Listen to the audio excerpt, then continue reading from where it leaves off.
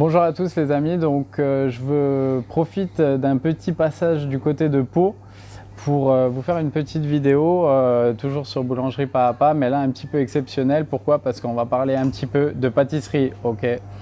Je sais, je trahis un peu ma patrie, mais voilà, c'est comme ça aussi. Je suis accompagné de Nicolas.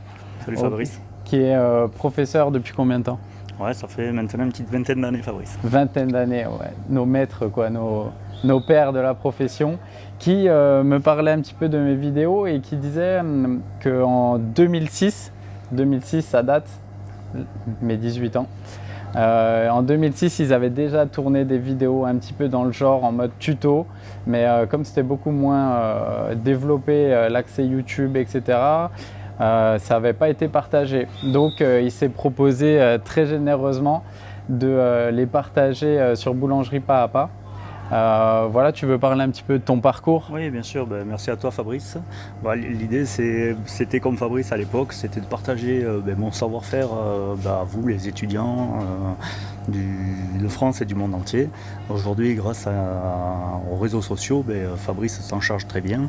Donc je me propose de partager avec vous ces vidéos et Fabrice pourra au fil du temps les mettre en ligne de façon à ce que vous puissiez profiter de ce savoir également.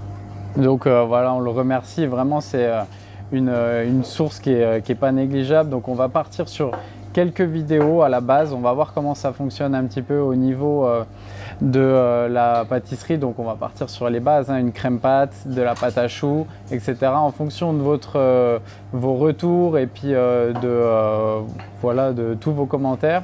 Soit on continuera un petit peu ce partenariat, soit on verra, on va faire évoluer tout ça comme sur boulangerie pas à pas.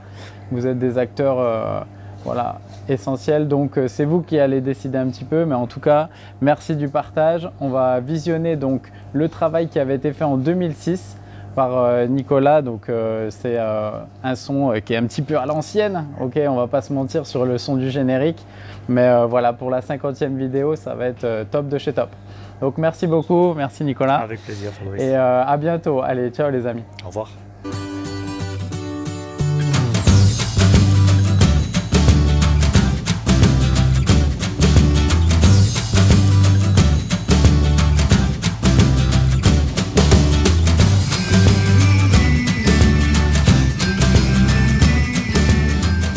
Pour réaliser la crème pâtissière, nous allons partir sur 500 g de lait.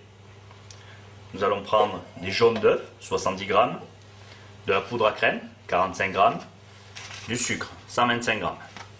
Pour réaliser la crème pâtissière, nous allons mettre le lait à chauffer. Pour éviter que celui-ci ne brûle, nous allons mettre un fond de sucre dans la casserole. Le restant de sucre, nous allons le déposer sur les jaunes. À l'aide du fouet, nous allons blanchir jaune et le sucre.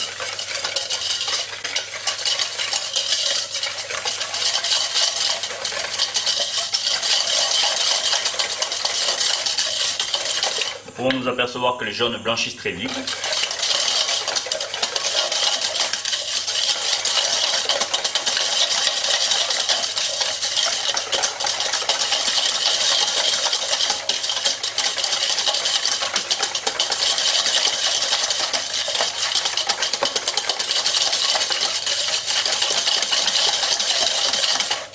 Nous devons réaliser correctement cette étape pour pouvoir fractionner les jaunes en toutes petites particules pour éviter de la granulation dans la crème pâtissière.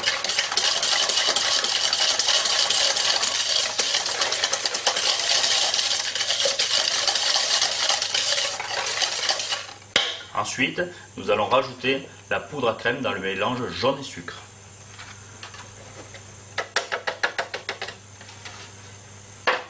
Nous allons mélanger délicatement ces trois ingrédients.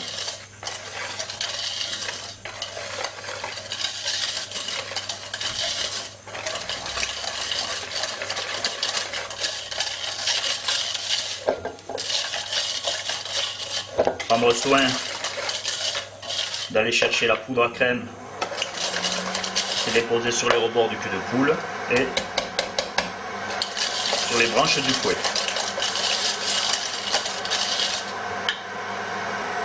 Lorsque le lait arrive à ébullition, nous venons en verser une quantité dans l'appareil jaune, sucre et poudre à crème pour détendre cet appareil. A l'aide du fouet, nous mélangeons ce lait très chaud.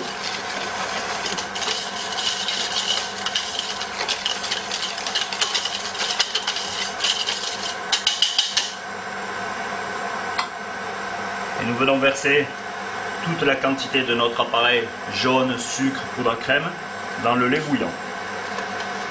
En prenant soin de bien corner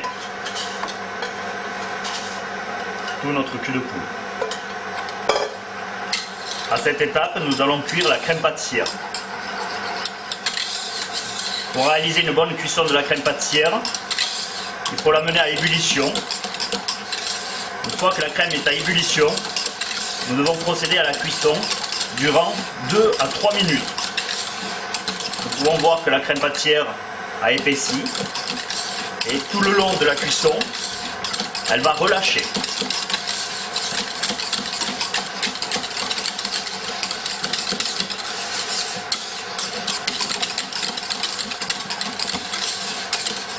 Il est important de tourner la casserole pour éviter de brûler la crème. Il est important de remuer vigoureusement.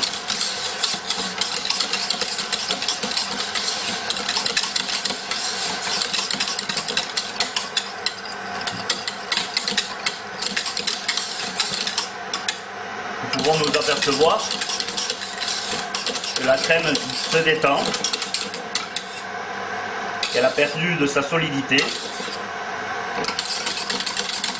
durant la cuisson.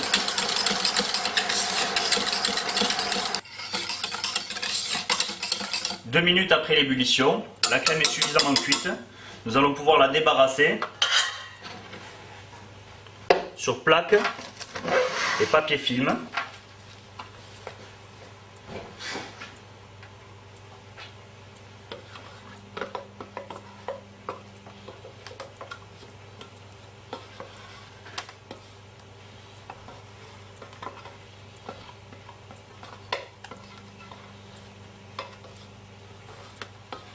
Il est important de bien corner la casserole.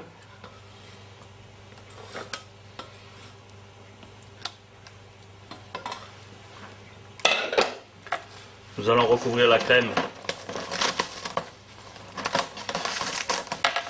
du papier film.